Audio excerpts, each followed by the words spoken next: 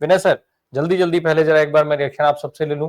प्रियंका गांधी का ये जो टिप था कि पैसा ले लो लेकिन वोट अपने भविष्य के लिए करो। दूसरा ये जो सवाल है कि 20 साल से तो आप सत्ता में हैं, क्या किया है आपने? हालांकि ये तो कोई नहीं बता रहा है, ना जेडीयू के नेता बता रहे हैं, ना बीजेपी के नेता बता रहे हैं, ना चिराग पासवान बता रहे हैं, ना जीतन राम मांझी बता रहे हैं। बाकी सारी कैलकुलेशन सब लोग बता रहे हैं। अमित शाह साहब गए, घुसपैठिया बताएंगे, 20 साल में क्या किया ये नहीं बताएंगे। तो ऐसे में प्रियंका गांधी का ये टिप कितना इंपॉर्टेंट है, महिलाएं मानेंगी क्या? धन्यवाद राम प्रकाश जी।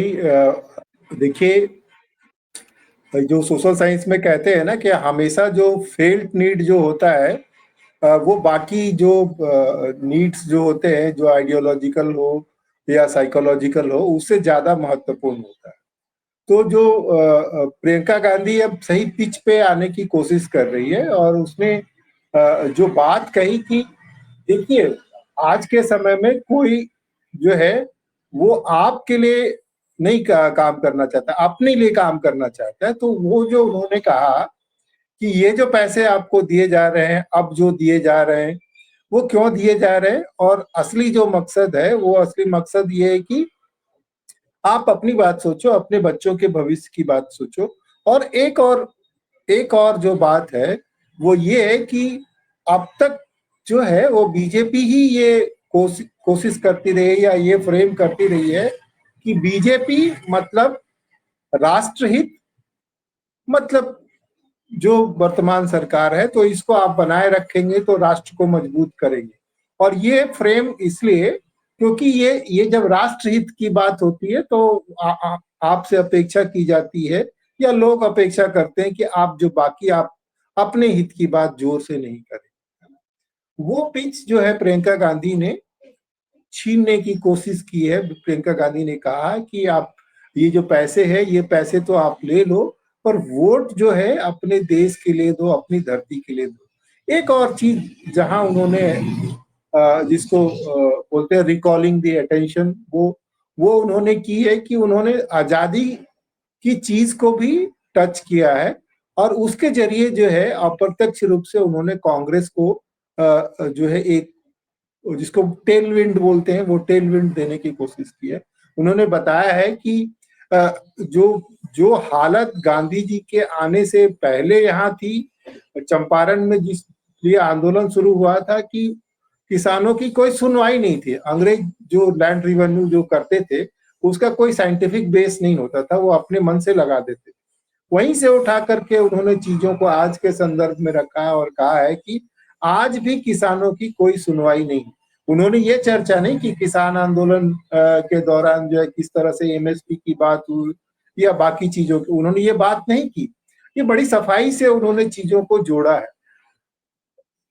उन्होंने एक ढंग से जिसको बोलते हैं ना प्रिपेयरिंग द पिच, उन्होंने पिच तैयार किया है। अब बाकी जो बॉलर या बैट्समैन जो है वो क्या करेंगे, पिच का कैसे इस्तेमाल करेंगे, ये इस पर निर्भर करता है कि चुनाव के नतीजे कैसे होंगे। क्योंकि देखिए आज का जो दौर है उस दौर में सब लोग जो है वो विशेषज्ञों की मदद लेते हैं, डेटा की मदद लेते हैं, ट्रैकिंग एजेंसीज होती है, माइक्रो मैनेजमेंट होता है कि कहाँ जो है किस चीज को लेकर असंतोष है, किस भावना को भड़काया जा सकता है।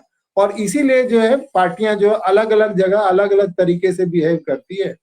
बीजेपी जो है वो उत्तर भारत में भले वो गोमांस का मुद्दा उठाती है, बीफ का मुद्दा उठाती है, लेकिन जब वो अरुणाचल चले जाएगी या नॉर्थ ईस्ट चले जाएगी या गोवा चले जाएगी, वो उनको पता है कि इसका चुनाव नुकसान होगा, तो वो इसकी बात नहीं करेगी। तो इसीलिए जो बीजेपी जब सीमांचल में जाएगी तो उनको पता है कि यहाँ पर जो चीजें हैं तो इसका कैसे इस्तेमाल करना है, तो वहां वो जाकर के वो घुसपैठियों की बात करेंगे।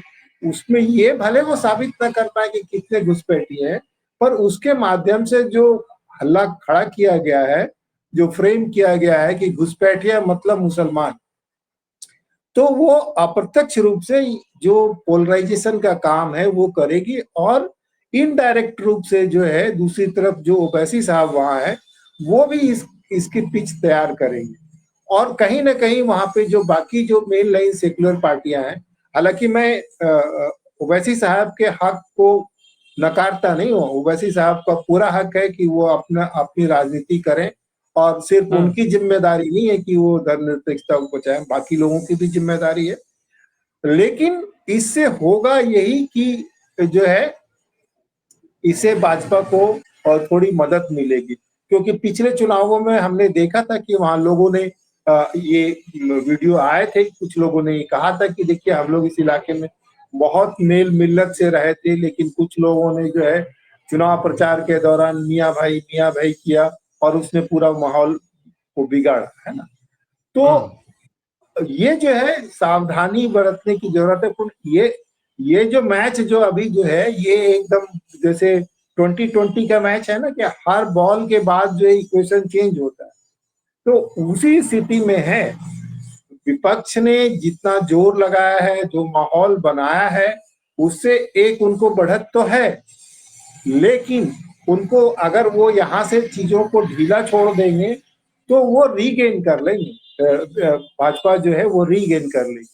और प्रियंका का आना यहाँ, महिलाओं को संबोधित करना और ये कहना कि महिलाओं से ज्यादा कोई समझदार नहीं होता है, क्योंकि आप देखिए कि लगभग हर राज्य में जो है महिलाओं को लेकर के खास योजना चुनाव के समय में, लाडली बहन योजना, लड़की योजना, माई बहन योजना, वो सब इसलिए की जाती है क्योंकि जो मतदाताओं का जो सेगमेंट है, कुछ लोग पहले से डिसाइडेड वोटर्स है, कुछ जो वोटर्स है वो डिसाइडेड नहीं है। वो उनको उसमें एक बड़ा सेक्शन जो है महिलाओं का सबसे बड़ा चंक है, जिनके ऊपर आइडियोलॉजी से ज्यादा जो रोजमर्रा की चीजें जो होती है, जो परिवार का जो मसला होता है, जो घर के बजट का जो मसला होता है, उनके जेहन पे ज्यादा असर करता है और उनकी प्राथमिकताएं अलग होती है। तो ये जो है देखिए प्रियंका गांधी का अच्छा प्रयास है। देखिए इसको कितना आगे ले जा सकते हैं और कितने इसके नतीजे। राम बिल्कुल। प्रकाश। विनय सर, सूची का प्रकाशन अब सामने आकर के खड़ा हो गया है। वोट चोरी का मुद्दा नाम काटे जाने से लेकर के जोड़े जाने तक अब तक जो कुछ भी हुआ है, वोट चोरी का मुद्दा चुनाव में तो रहेगा, लेकिन जब मुद्दों की बातचीत शुरू होगी तो फिर कहीं ना कहीं वो पीछे चला जाएगा। ऐसे में इन सब चीजों के क्या कुछ मायने रह जाएंगे चुनाव आने तक, वोटिंग के दिन तक? राम प्रकाश जी, देखिए सिर्फ असंतोष होना पर्याप्त नहीं है।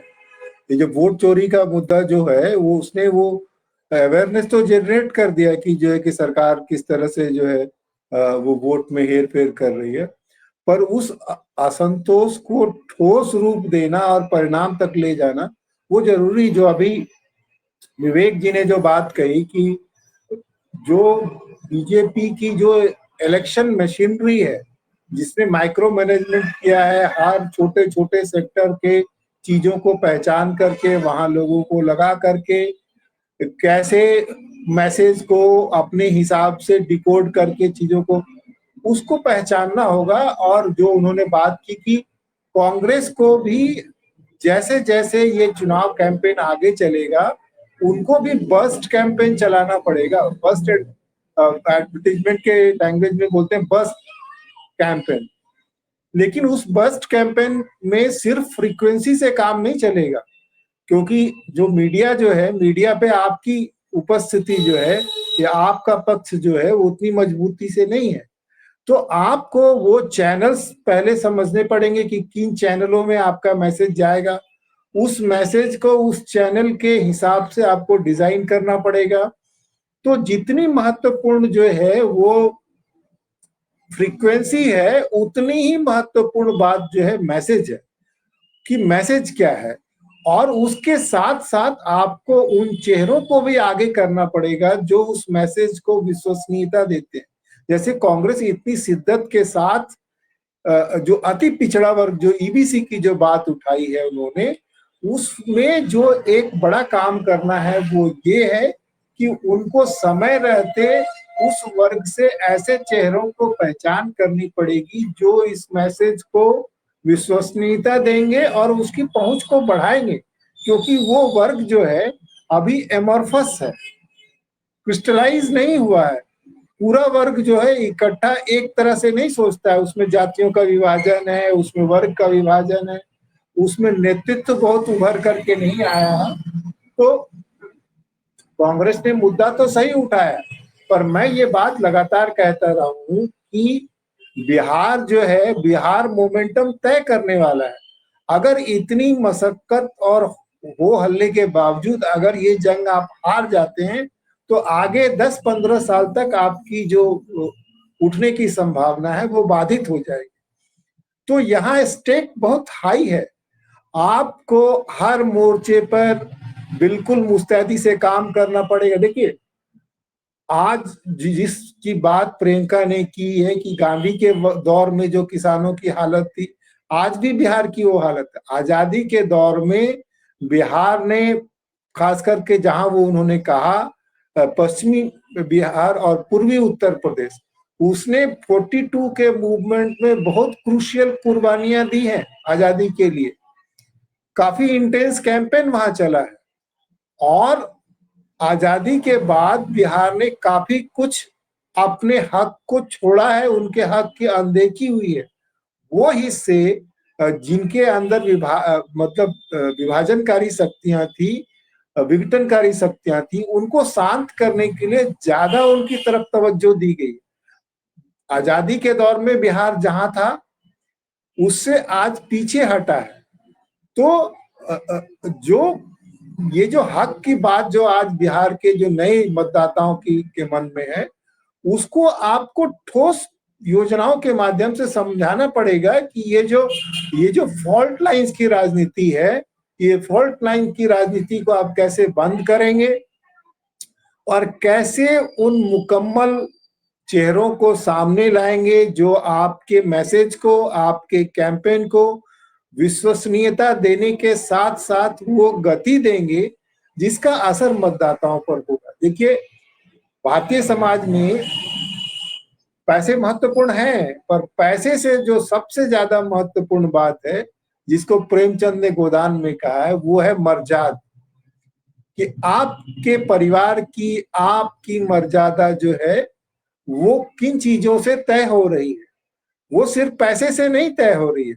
और यही ताकत जो सामाजिक न्याय के जो राजनीति है, उसके जो आंदोलन के लोग हैं, उन्होंने बहुत कुछ गवर्नेंस के मुद्दे पे डिलीवर नहीं करने के बावजूद उनकी जो ठोस राजनीति रही है, जिसको बीजेपी नहीं तोड़ पाई है, वो इसलिए रही है कि उन्होंने उनकी मर्यादा को, उनकी साख को बढ़ाया है।